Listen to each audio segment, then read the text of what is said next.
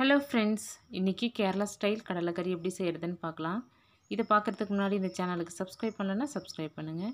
வாங்க இப்போ எப்படி செய்கிறதுன்னு பார்க்கலாம். ஃபஸ்ட்டு தேவையான அளவுக்கு கொண்டக்கடலையை ஊற வச்சுக்கலாம்.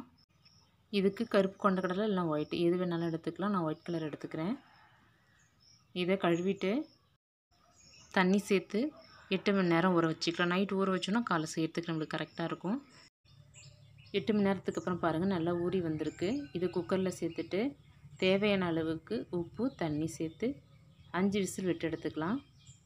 அடுத்து ஒரு கடாயில் 1/2 கப் அளவுக்கு துருவின தேங்காய் சேர்த்துக்கலாம். துருவின தேங்காய் கிறிஸ்பியாக வர வரைக்கும் இதை ஃப்ரை பண்ணிக்கலாம். அப்போ தான் நம்ம அரைக்கும் போது நல்லா நைஸாக வரும், இல்லைன்னா திரியாக இருக்கும்.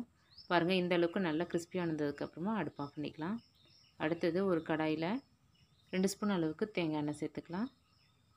இதில் பட்டை, கிராம்பு, ஏலக்காய் 3 சேர்த்துட்டு 1 ஸ்பூன் அளவுக்கு சோம்பு சேர்த்து பெருஞ்சீரகம் பொரிஞ்சதும் ஒரு துண்டு இஞ்சி சின்னதாக சாப் பண்ணி வச்சுருக்கேன், அது இதில் சேர்த்துக்கலாம்.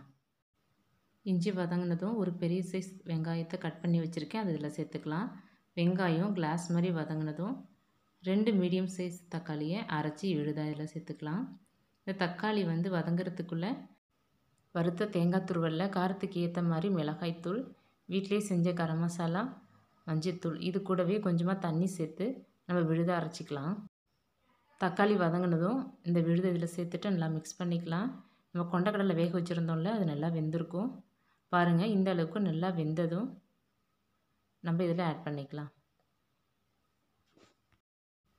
இது எல்லாத்தையும் சேர்த்து நல்லா மிக்ஸ் பண்ணிக்கலாம். இது எல்லாமே நல்லா வெந்ததுங்கிறதுனால தண்ணி அதிகமாக சேர்க்காம 1 டம்ளர் அளவுக்கு மட்டும் தண்ணி சேர்த்து வேக வச்சுக்கலாம். இப்போ இதுக்கு தேவையான அளவுக்கு உப்பு சேர்த்து நல்லா கொதிக்க விடலாம். பாருங்கள், இந்தளவுக்கு நல்லா கொதிச்சதுக்கப்புறமா 1/2 கப் அளவுக்கு திக்கான தேங்காய் பால் சேர்த்துக்கலாம். இதுதான் இந்த குழம்புக்கு நல்லா டேஸ்ட்டு கொடுக்கும். கொஞ்சமாக கருவேப்பிலை சேர்த்துட்டு ஒரு 5 நிமிஷத்துக்கு கொதிக்க விட்டால் சூப்பரான கேரளா ஸ்டைல் கடலைக்கறி ரெடியாக இருக்குங்க. இந்த கடலைக்கறி எல்லா டிஃபனுக்குமே சூப்பராக இருக்கும். நான் இன்றைக்கி புட்டுக்கு வச்சு சாப்பிட்றேன், நல்லா இருந்தது. நீங்களும் வீட்டில் இதே மாதிரி செஞ்சு பாருங்கள். செஞ்சு பார்த்துட்டு எப்படி இருந்ததுங்கிறத கமெண்ட் பண்ணுங்கள். இந்த சேனலுக்கு சப்ஸ்கிரைப் பண்ணுங்கள், லைக் பண்ணுங்கள், ஷேர் பண்ணுங்கள். தேங்க்ஸ் ஃபார் வாட்சிங்.